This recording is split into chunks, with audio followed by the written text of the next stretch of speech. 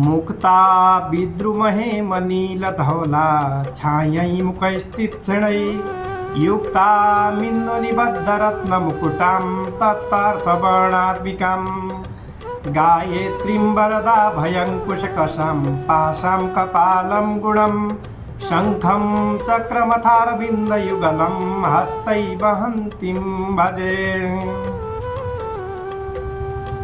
आदरणीय श्रद्धालु भक्तजनहरू, अखिलेश्वर भगवान ब्रह्मांड नायक भगवान श्री कृष्ण का चरण कमल में कोटि नमन गर्दै भगवती जगदम्बिका महामाया भगवती अखिलेश्वरी गायत्री माता को श्री चरण में नमन टक्र्याउँदै समस्त भक्तजनहरूमा सप्रेम हृदयदेखि नै नमन टक्र्याउँदै आजको कथा सत्रमा गायत्री महापुराण को विषय में चर्चा आज 13औं अध्याय को बारे में यहाँ कथा प्रसंग आइरहेको छ। ओम श्री गणेशाय नमः, श्री सरस्वती नमः।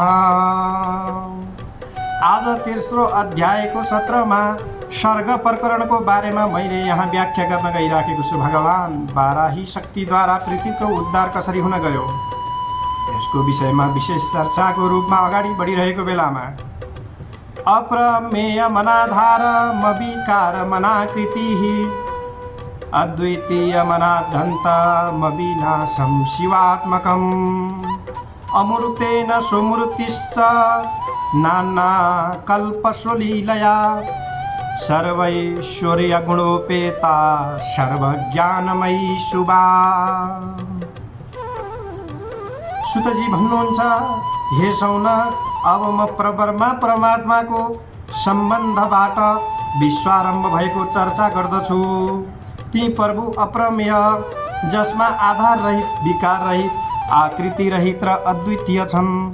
ती अविनाशी शक्तिहरू एवं शिवात्मक ईश्वरको कतै आदि अन्त छैन। भगवान उनले अमूर्त रहेर पनि आफ्नो लीलाबाट आफ्नै मूर्तिको कल्पना गरे, जुन सबै ईश्वरहरूले युक्त सबै गुणहरू र ज्ञानहरूले सम्पन्न तथा अत्यन्त शुभ छन्। सो कल्पित गरिएको मूर्ति सर्वत्र गमन गर्नमा समर्थ छ। सबैको आधार, सबैको हितकारिणी तथा सर्वदर्शिनी तथा सबैकी वन्दनीय छन्। हे मुने, यस्ती अद्भुत मूर्तिलाई प्रकट गरेर अद्वितीय चिदात्मा प्रभु स्वयं अन्तर्हित हुनुभयो, जसमा उनले आफ्नो जुन मूर्तिलाई प्रकट गरे तिनै प्रधान प्रकृति तथा गुणमयी परामाया हुन् भनेपछिबाट तिनैलाई शक्तिको रूपमा पनि लियो, अम्बिकाको रूपमा पनि लियो। सर्वलोकेश्वरी त्रिदेव जननी भगवती माया महामाया नित्या सत्य गायत्री र सावित्री भनिन्छ। ती देवी आवश्यकता अनुसार आफ्नो इच्छाले रूप धारण गर्न समर्थ छन् तथा जब दुष्टहरूको संहार गर्न चाहन्छन् तब आफ्ना अनेक बाहुमा अस्त्र शस्त्र धारण गरेर संग्राममा प्रवृत्त हुन्छन्। त्यस समयमा उनको त्यो रौद्र रूपको प्रतिकार गर्नमा कोही पनि समर्थ हुँदैनन्। तर जब ती देवी भक्तहरूमाथि प्रसन्न हुन्छन् तब आफ्नो सौम्य रूपमा दर्शन दिन्छन्। त्यस समयमा ती अभय तथा वर दिने भएकी देवी वैष्णवी शक्ति भनेर चिनिन्छन्। हे मुने, तिनै देवी जब ज्ञानी जनहरूलाई दर्शन दिन्छन् तब परम योगयुक्त स्वर्ग तथा मोक्ष प्रदान गर्दछन्। त्यस बखत उनलाई शारदा र ब्राह्मणी भनिन्छ। तिनै भगवती चारै वेदहरू उत्पन्न गर्ने भएकी एवं महामन्त्र रूपिणी हुन्छन्। तब गायत्री भनिन्छन्। यस्ती भगवती गायत्रीको सुन्दर चरित्रहरूको वर्णन गर्ने क्रममा हे महामते, ब्रह्मचिन्तन गम्य छैन। उनका विषयमा विचार गर्दै रहँदा मन र वाणी दुवै निर्वृत्त हुन्छन्। उनलाई बुझ्नका निम्ति पनि प्रणवाक्षरको अर्थ आश्रय लिन्छ, किनकि सो एक अक्षर रूप तथा एक रूप हो आत्मा सत्य हो र त्यसैमा सबै कारणहरूको पनि कारण भनिन्छ। तिनै सर्वकारण स्वरूपलाई जान्ने बुझ्ने प्रयत्न सबै मुमुक्षुजनहरूको कर्तव्य हो। जसमा सद्बुद्धि जागृत हुन्छ तिनै जनहरू उनै परमप्रभुको दर्शनको इच्छा गर्दछन्। तब सो अक्षर ब्रह्मामा सबै स्वर र सबै व्यञ्जन समाविष्ट छन्। एकपटक देवताहरूले उनको दर्शनको इच्छाको लालायित गरेका थिए। अनि जब उनीहरूलाई उनको आभास भयो तब यस्तो लाग्यो कि उनको मस्तक आकार रूपको अर्थात् रूपमा स्वरूपको छ। ललाट दीर्घको आकारमा छ र आ एवं दायाँ नेत्र इकार हो। बायाँ नेत्र इकार, दायाँ कर्ण उपकार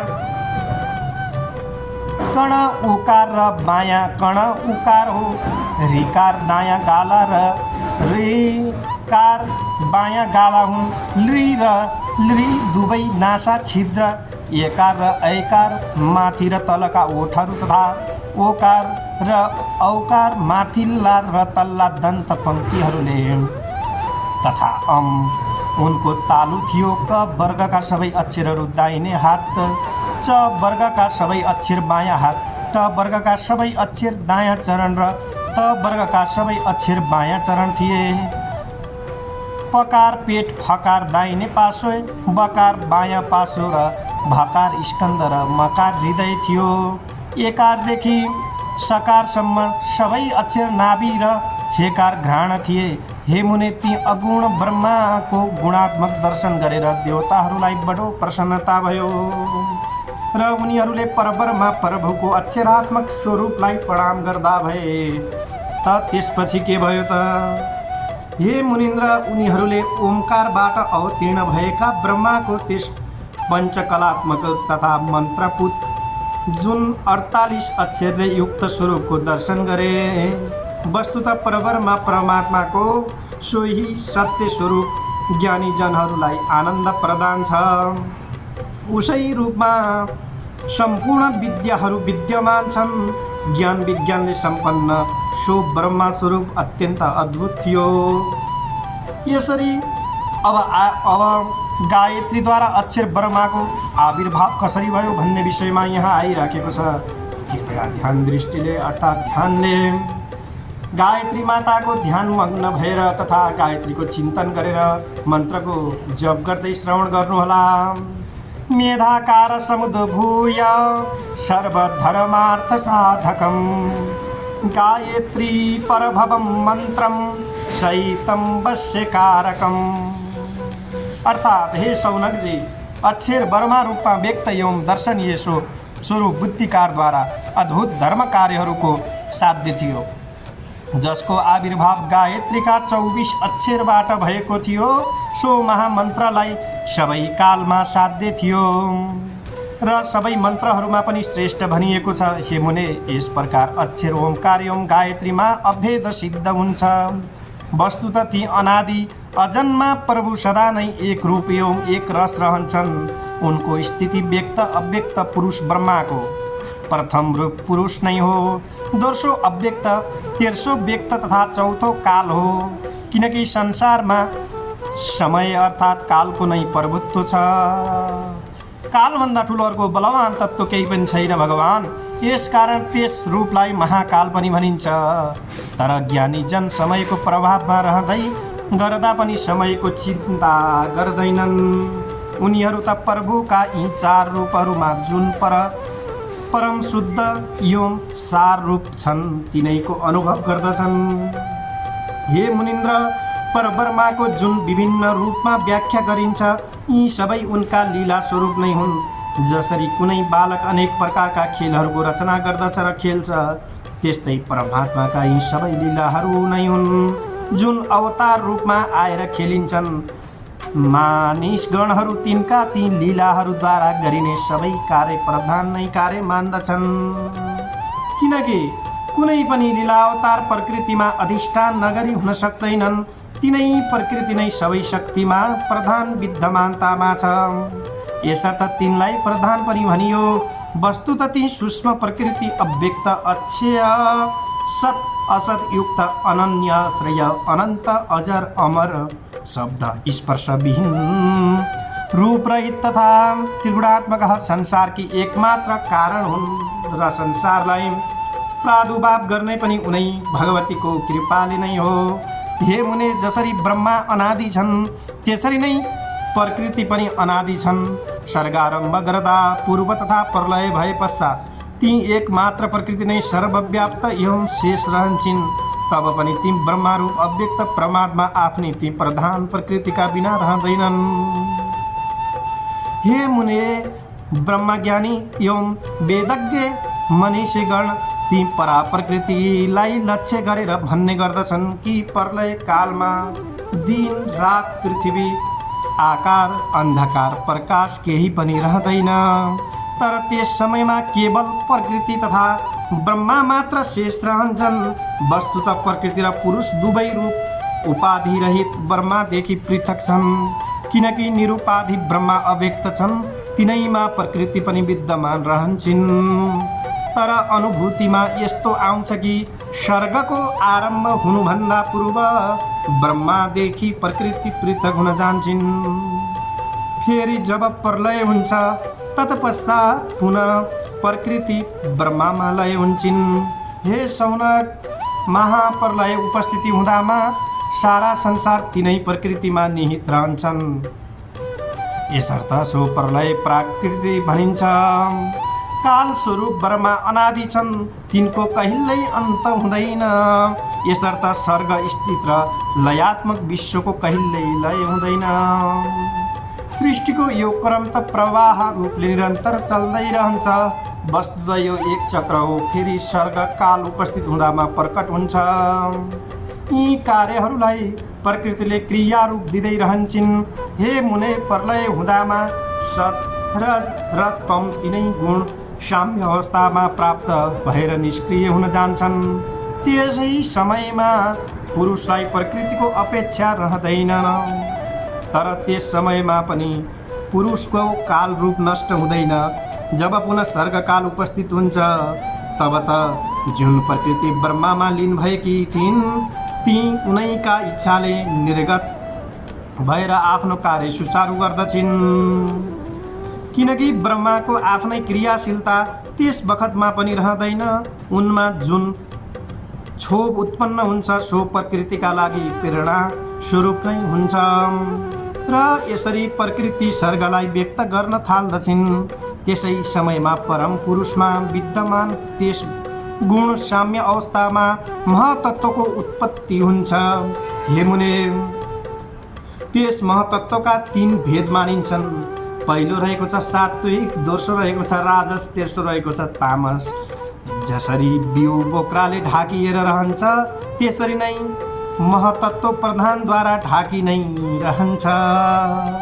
महतत्त्वबाट सात्विक, राजस र तामस यी 3 भेद भएको अहङ्कार उत्पन्न हुन्छ। सो अहङ्कार त्रिगुणात्मक भएको कारण नै त्यसबाट सबै भूतहरू, इन्द्रियहरू र देवताहरू आदिको उद्भव हुन्छ।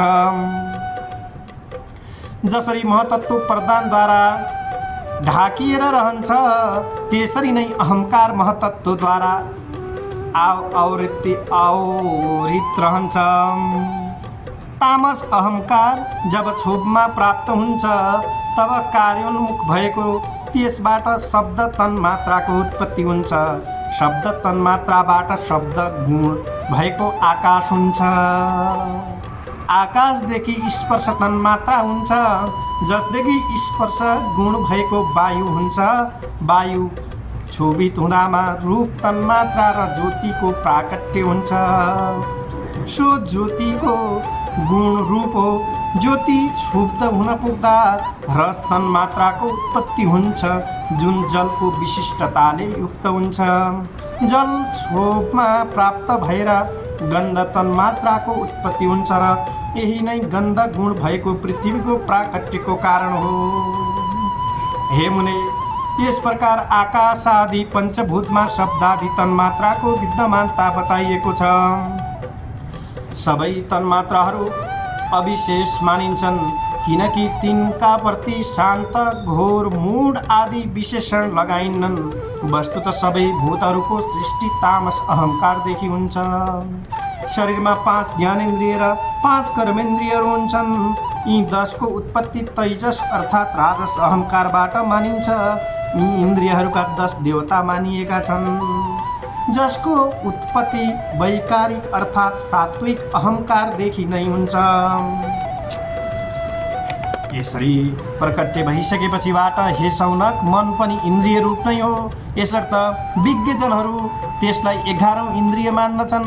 मनका अधिदेवता चन्द्रमा हुन्। चन्द्रमा मनसो जातो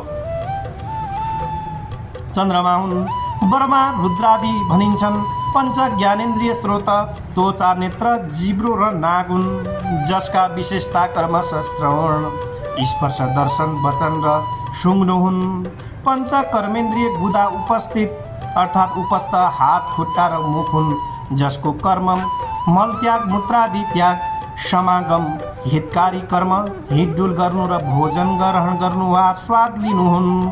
हे मुने, शरीर रचनाको आफैमा यिनै मुख्य साधन हुन्।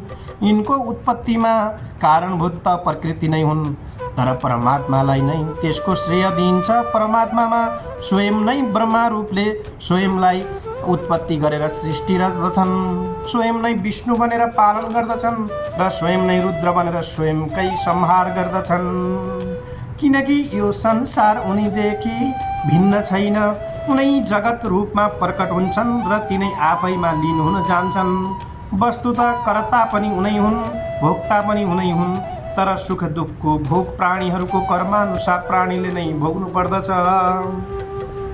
यसरी परमात्मा त यथार्थतामा कर्तृत्व र भोक्तृत्वदेखि पर छन्। वस्तुतः यो यस्तो रहस्य हो जुन अनुद्घाटित र उद्घाटित दुवै छ। प्रभु मायामा विमोहित मनुष्य यसलाई जान्न बुझ्न समर्थ हुँदैनन्। ज्ञानी जनहरू उनीहरूलाई भ्रमबाट हट्न र स्वयंलाई बुझ्ने सल्लाह दिन्छन्, किनकि ती विमूढात्मा जनहरूलाई स्वयंको विषयमा केही पनि ज्ञान रहन्न। अब यसरी आइराखेको छ प्रकृति सम्बन्धी प्रश्न के छ त भन्ने विषयमा यहाँ सौनकजी भन्नुहुन्छ। हे महाप्रज्ञा सुतजी, हजुरले प्रकृति पुरुषको स्वरूप, अस्तित्व र ओमकार, अक्षर तथा गायत्रीको सम्बन्धमा आरम्भिक चर्चा गर्नुभयो। ती चर्चाहरू हाम्रो अध्ययन चक्रमा जिज्ञासु जनहरूका लागि सुखपूर्वक अर्थात् खुराक बन्न पुगेका छन्।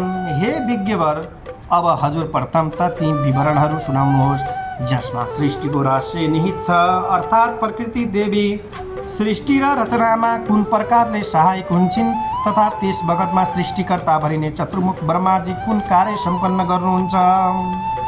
सौनकको प्रश्न सुनिसकेपछिबाट प्रसन्नतापूर्वक सुतजी भन्नुहुन्छ, हे सौनक, तपाईँको प्रश्न बडो सुन्दर र समसामयिक रहेको छ।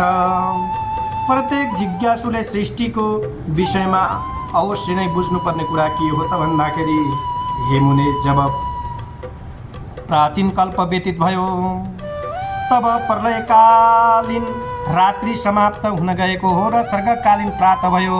त्यसपछिबाट सर्गकालीन प्राप्त भइसकेपछिबाट भन्ने निश्चय गरिकन भगवानले आफ्नो नेत्र उघार्नुभयो अरे र विश्वलाई शून्य देखेर सर्ग रचनाको विचार गर्नुभयो। सो विचार उत्पन्न हुन साथमा सर्गोन्मुखी छोपको उत्पत्ति भयो। तब प्रकृति देवी व्यक्त भइन्। उनले ब्रह्मांशबाट त्रिदेवलाई साकार गरिन्, जसमा प्राथमिक कार्य सृष्टि रचना थियो। यस सम्बन्धमा ज्ञानीहरूको मन यस्तो पनि छ कि जल तत्त्वलाई नार भनिन्छ।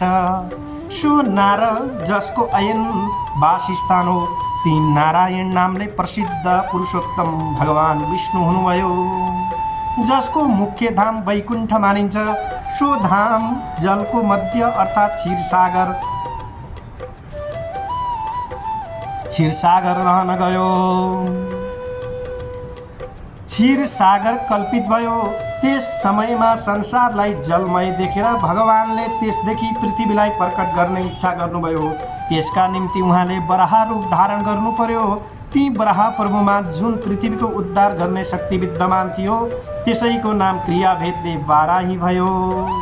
सोही शक्तिको प्रेरणाले पृथ्वीलाई जलदेखि बाहिर निस्कन नदिने भएको हिरण्याक्ष महादैत्यको वध भगवान वाराह भगवानले गर्नुभयो। सुकर रूप धारण गरिकन प्रभु प्रथम त अथाह जलभित्र प्रवेश गर्नुभयो र पृथ्वीको खोजी गरिकन आफ्नो दारामा राखिकन जलमाथि स्थापना गर्नुभयो। त्यसै बखत महादैत्यसित घोर युद्ध भएको थियो। यसरी महादैत्यको वध र पृथ्वीका उद्धार गरिसक्नु भएको थियो प्रभु परमात्मा भगवान नारायणले। त्यस अवसरमा सारा देवताहरूले बराह रूपधारी ती बाराही शक्तिको पनि अर्थात् उपयुक्त रूपमा पूजन र स्तुति समेत गरेका थिए। हे मुनिन्द्र, त्यस बखतमा भगवान बराहको कृपाले अभिभूत भएकी पृथ्वी देवीले र सनक सनन्दनादि मुनिहरूले उहाँको स्तुति गरे। हे परमेश्वरी, हजुरले बाराह रूप धारण गरेर लोकको परम उपकार गर्नुभएको छ। हजुर स्वयं नै सृष्टिकर्ता ब्रह्मा, पालनकर्ता विष्णु र लयकर्ता रुद्र पनि हजुर नै बक्सिन्छ। किनकि उनीहरूलाई कार्य सक्षम बनाउनका लागि हजुर नै ब्राह्मणी, वैष्णवी र रुद्राणीको रूपमा शक्ति प्रदान गर्नुहुन्छ। हजुरका बिना ब्रह्मा, विष्णु र रुद्र केही पनि गर्न सक्दैनन्।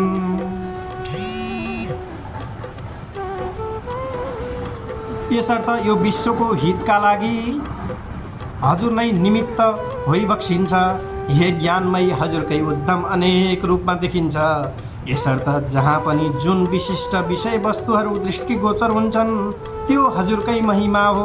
हे सौनकजी, यो पृथ्वी स्थापना सम्बन्धी चर्चा भयो।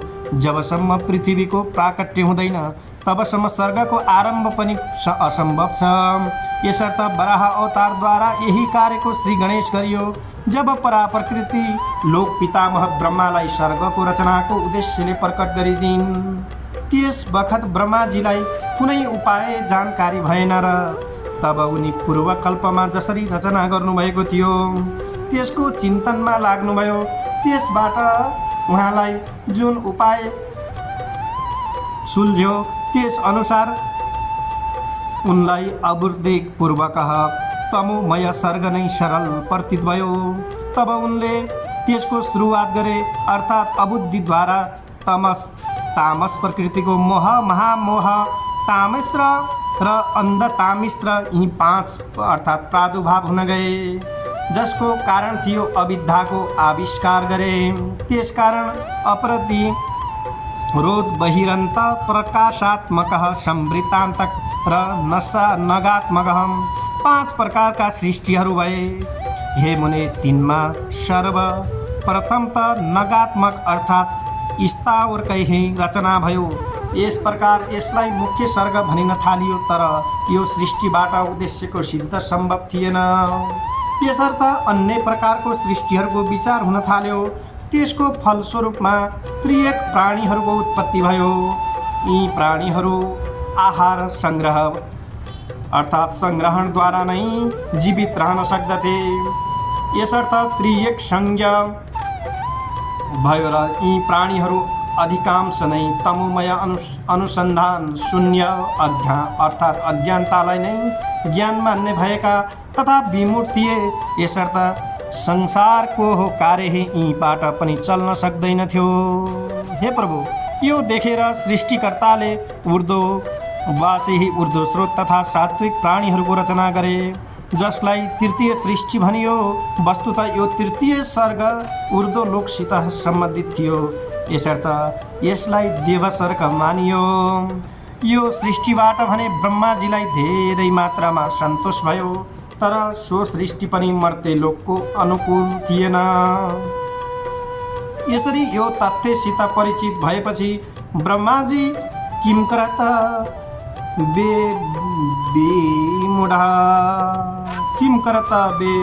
बेमुढा हुनुभयो अरे र फेरि पराप्रकृतिको ध्यान गर्न लाग्नुभयो। उहाँले भन्नुभयो, हे सर्वसृष्टि गर्नमा समर्थ महामाये, म माथि कृपा गर्नुहोस्। हजुरको कृपा बिना म अनुकूल स्वर्गको रचना गर्न समर्थ भएको छैन। यसर्थ अब हजुर नै यस कार्यलाई सम्पन्न गर्नुहोस्। हे देवी, मद्वारा गरिएका सबै कार्यहरू हजुरद्वारा नै सम्पन्न हुन्।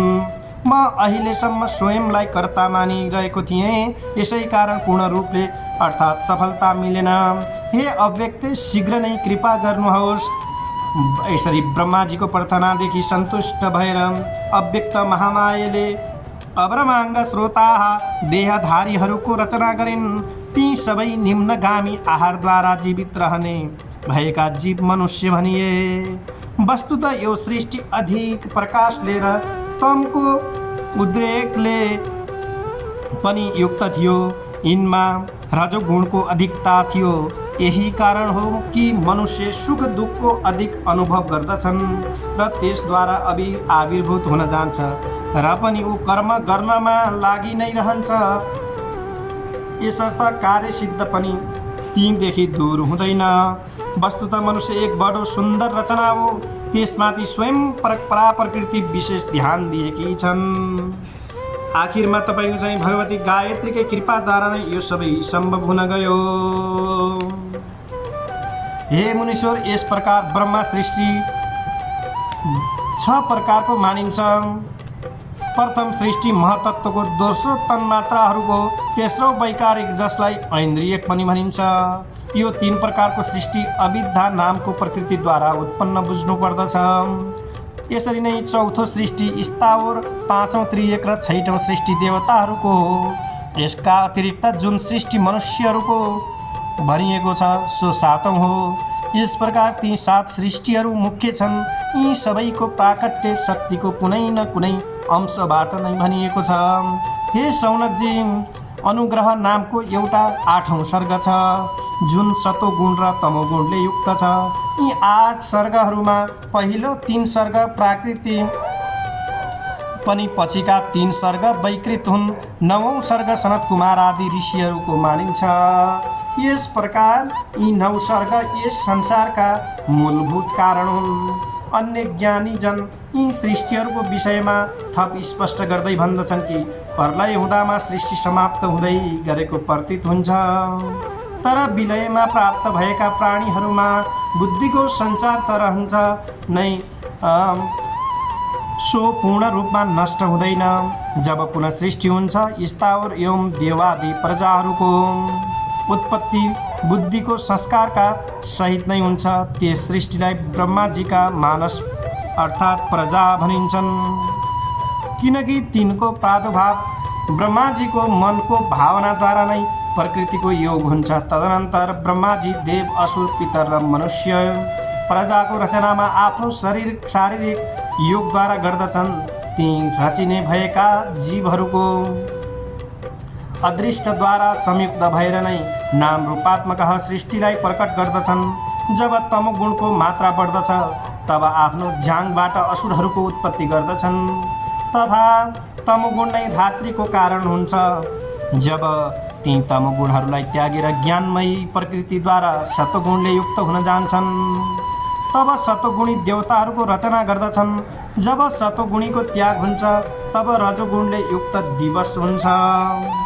दिन वस्तुतः देवताहरूलाई बलवान तुल्याउने भएको हुन्छ अनि रात्रिमा भने दैत्य बलवान रहन्छन्। यसैले तिनीहरूलाई निशाचर भनिन्छ। ब्रह्माजी त्यस शरीरलाई त्यागेर सतोगुणको अधिकता भएको अन्य शरीरहरू धारण गर्दै गर्दै पितृहरूलाई उत्पन्न गर्दछन्। जब जो शरीरलाई पनि त्याग्दछन् तब दिवस रात्रिको मध्ये मानिने सन्ध्याको प्रादुर्भाव हुन्छ। हे मुने, यसरी अगाडि बढ्दै जाँदा ब्रह्माजी त्यस शरीरको पनि परित्याग गरेर रजोगुणले सम्पन्न हुन्छन्। यसरी नै मनुष्यको उत्पत्ति गर्दछन्। वस्तुतः मनुष्यमा रजोगुणको अधिकतमता हुन्छ। त्यस शरीरको पनि परित्याग गर्दामा ज्योत्स्ना अर्थात् चाँदनी चन्द्रमाको उद्भाव हुन्छ र तब प्रातःकालको आविर्भाव हुन्छ। वस्तुतः मनुष्यगणहरू प्रातःकालमा अधिक बलशाली हुन्छन् र पितृगणको बल सायंकालमा अधिक वृद्धि प्राप्त गर्दछ। यमुने त्रिगुणात्मिका ज्योत्स्ना, रात्रि, दिन र सायंकाल यी चारै यद्यपि ब्रह्माका शरीर मानिन्छन् तथापि यी सबै गर्ने भएकी त एकमात्र प्रकृति नै हुन्।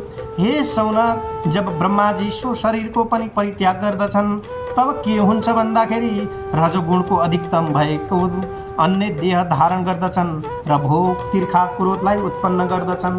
उनैद्वारा नै अन्य क्रिया मार्फत जुन सर्पण क्रियायुक्त जीव उत्पन्न भए ती सर्प भनिए, किनकि ती हीन योनि भएकामा गनिए, यसर्थ तिनलाई अहि पनि भनिन्छ। हे मुने, ब्रह्माजीको शरीरबाट नै गन्धर्व उत्पन्न भए, यिनलाई त सबै वाद्य गीत सङ्गीत गर्दा गर्दै उत्पन्न भएका कारण गन्धर्व भनिए।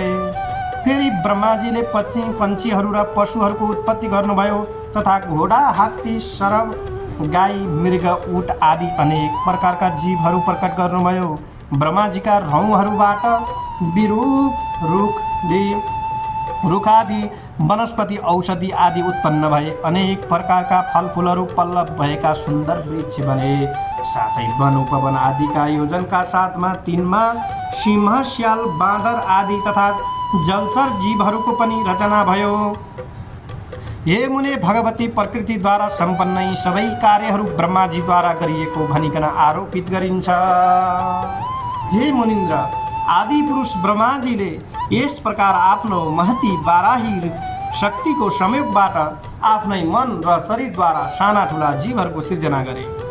त्यसपछि के भयो भन्दा उनले देवता, दैत्य, पितृ, मनुष्यहरूलाई सृष्टि गरिसकेपछिबाट अर्थात् कल्पको आदिमा नै यक्षे, गन्धर्व, अप्सरा, नर, किन्नर, पिशाच, राक्षस, पशु, पन्छी, मृग, उरक, सिंह, स्याल, कुकुर तथा बाँदरहरू आदिद्वारा नित्य प्रवाह रूप यो संसारलाई भरिदिए। तर यी सबै योनिहरू उनलाई पूर्वकल्पमा गरिएका कर्म अनुसार नै उपलब्ध गराइयो। हे मुने, कर्म भेदद्वारा व्यक्ति यी योनिहरू यद्यपि गणनामा आउँदैनन्, तैपनि ज्ञानी जनहरू यिनको सङ्ख्या 84 लाख बताउँदछन्। जीव जुन योनिमा जन्म लिन्छ त्यसको स्वभाव सोही प्रकारको हुन्छ। अनेक जीव हिंसक स्वभावका र अनेक जीव अहिंसक स्वभावका हुन्छन्।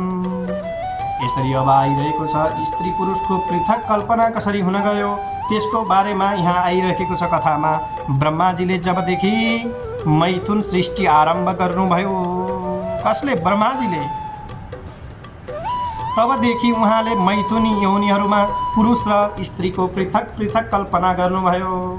उनीहरूका रूप र अङ्गमा प्रजनन आदि कार्यहरूको दृष्टिले आवश्यक परिवर्तन गरियो।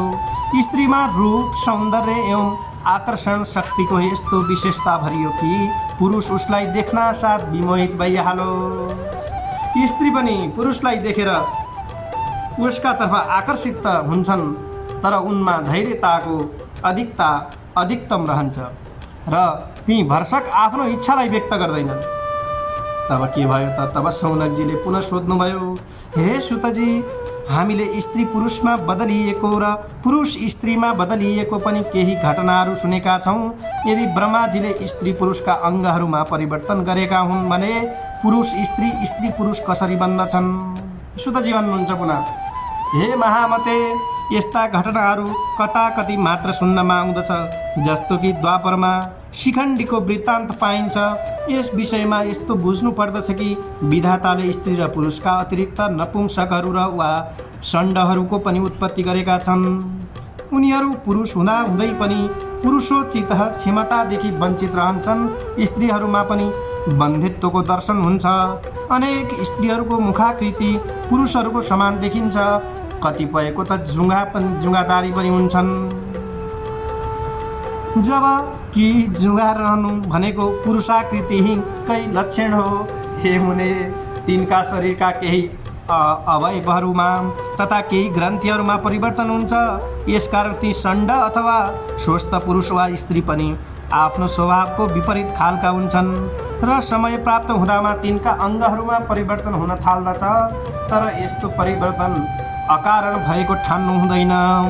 प्रकृति देवी उनीहरूका कर्म विपाकका अनुसार नै तिनमा यस्तो परिवर्तन उत्पन्न गरिदिन्छन्। हे सौनकजी, प्रकृति स्वयं नै त्रिकालको ज्ञाता हुन् तथा प्राणीको शुभाशुभ कर्मानुसार शरीर प्रदान गर्दछिन् अनि जसको कर्मकै अनुरूप अभिरुचि उत्पन्न गरिदिन्छन्। प्राणीको अभिरुचिहरूमा पनि समय समयमा परिवर्तन हुँदै गरेको देखिन्छ। त्यो सबै तिनलाई प्राप्त हुने फलको नै रूप हो भनिकन बुझ्नु पर्दछ। प्रकृति देवी त देवादि शरीरहरूको नाम र कार्यहरूको अनुरूप नै अभिरुचि प्रदान गर्दछिन्। तर जसरी ऋतुहरूको परिवर्तन अनुसार गर्मी र जाडोको अनुभव हुन्छ, त्यस्तै प्राणीहरूलाई देश काल आदिको प्रभावले गर्दा गुण धर्मादिमा परिवर्तन हुन सक्दछ। हे श्रोतामा